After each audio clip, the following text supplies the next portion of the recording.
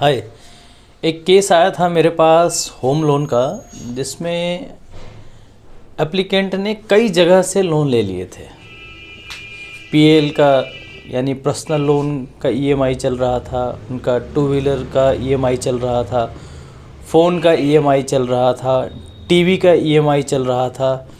एक उन्होंने छोटा हाथी लिया था, टाटा की गाड़ी जिसको छोटा हाथी बोलते हैं, उसके ऊपर लोन चल रहा था। और एक रिसेंटली उन्होंने एक स्विफ्ट डिज़ायर लिया था, उसके अगेंस्ट में भी उन्होंने लोन लिया था और उस पर भी ईएमआई सर्व कर रहे थे।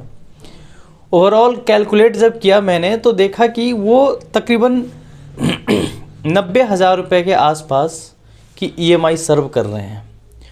और इन्वेस्टमेंट और सेविंग के नाम पे ना कुछ भी नहीं था, सब कुछ जीरो, नील बट्टा सन्नाटा। प्रोटेक्शन के नाम पे उन्होंने एक लाइफ इंश्योरेंस लिया था, जीवन आनंद। चलो ये तो समझ में आता है, लेकिन इन्वेस्टमेंट के नाम पे कहीं कुछ भी नहीं था।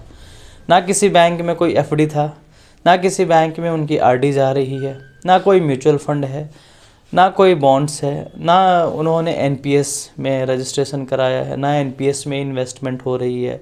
किसी तरह का कोई इन्वेस्टमेंट नहीं। अगला बिल्कुल लोन पे डिपेंडेंट था, बिल्कुल लोन पे डिपेंडेंट। इसको बोलते हैं क्रेडिट सीकर, है ना। और चलो ठीक है, मानते हैं इस बात को कि स्टैंडर्ड ऑफ लिविंग बढ़ाने के लिए फाइनेंशियल सपोर्ट की आवश्यकता पड़ती है। लोन लेके आदमी अपने स्टैंडर्ड ऑफ लिविंग बढ़ा लेता है, और इस स्टैंडर्ड ऑफ लिविंग बढ़ाने के नाम पे जो अब हम अपडेशन करते हैं अपने आप को, जो लोन लेते हैं और लोन के लिए हम ईएमआई सर्व करते हैं ना, जब तक इनकम आ रही है तो ठीक है। और जिस महीने भी इनकम थोड़ा सा टाइट हो जाता है, उस महीने सर्वाइवल मुश्किल हो जाती है, खर्चे चलाने हमारे लिए बड़े मुश्किल हो जाते हैं। तो मैं उन सभी भाई बंधुओं को रिकमेंड करूँगा कि आप लोन लीजिए, लोन की ईएमआई भी सर्व कीजिए, अच्छी बात है, लेकिन थोड़ा थोड़ा करके लीजिए। जैसे टू व्हीलर मैंडेट है, आज के डेट में बगैर टू व्हीलर के ना काम नहीं चलता। टू व्हीलर ले लीजिए, उसकी ईएमआई सर्व कर रहे हैं।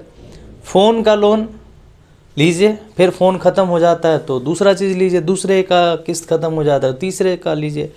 तो एक ख़त्म होने के बाद दूसरा लीजिएगा तो वो ज़्यादा ठीक रहेगा, उसमें लोन फटता नहीं है, किस्त का दबाव नहीं आता।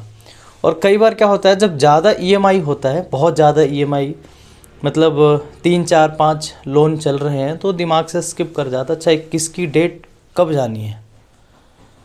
तो इन सब में थोड़ा सा ध्यान रखा जा सकता है। चूँकि वो लोन के एप्लीकेंट हमारे पास होम लोन के लिए आए थे, वो प्लॉट परचेज कर रहे थे, तो हालांकि लोन नहीं मिल पाया उनका एप्लीकेशन रिजेक्ट हो गया, क्योंकि रीजंस तो बहुत है, लेकिन एक मेन रीज़न था मैक्सिमम क्रेडिट यूटिलाइज़ करना। मतलब उनके ऊपर जितनी इनकम थी, जो वो उनकी मंथली इनकम थी 2 लाख रुपए महीने की, उसमें वो 90,000 रुपये के आसपास ईएमआई सर्व कर रहे थे, तो एलिजिबल नहीं थे। अच्छा, फाइल लॉगिन करने से पहले एप्लीकेंट भी हमसे झूठ बोल गया कि नहीं मेरे पास तो एक स्विफ्ट डिज़ायर जो सामने खड़ी है उसकी लोन चल रही है और एक पर्सनल लोन की ईएमआई चल रही है। बाद में जब सिविल इंक्वायरी हुई तब पता चला कि अच्छा इनके तो इतने सारे लोन चल रहे हैं। तो ये एक माइनस पॉइंट है, तो इस पर ध्यान दिया जा सकता है। तो मैं ये बात आप लोगों को इसलिए बता रहा हूँ क्योंकि आप लोग इस चीज़ से अवेयर रहें।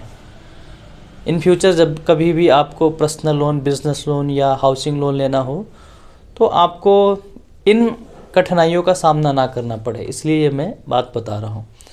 चलिए मिलते हैं नेक्स्ट वीडियो में। और आपको अगर किसी भी प्रकार से हमसे हेल्प चाहिए होम लोन और बिज़नेस लोन से संबंधित, तो मुझे ज़रूर टैग कीजिएगा, मुझे रिप्लाई कीजिएगा। इस वीडियो के डिस्क्रिप्शन बॉक्स में एक गूगल फॉर्म है, उस फॉर्म पे क्लिक करके आप अपना सवाल लिख के भेज दीजिएगा। मैं आपको कॉल करके या व्हाट्सएप के रूप में या ईमेल करके आपको ज़रूर रिप्लाई करूँगा। चलिए, बहुत बहुत धन्यवाद।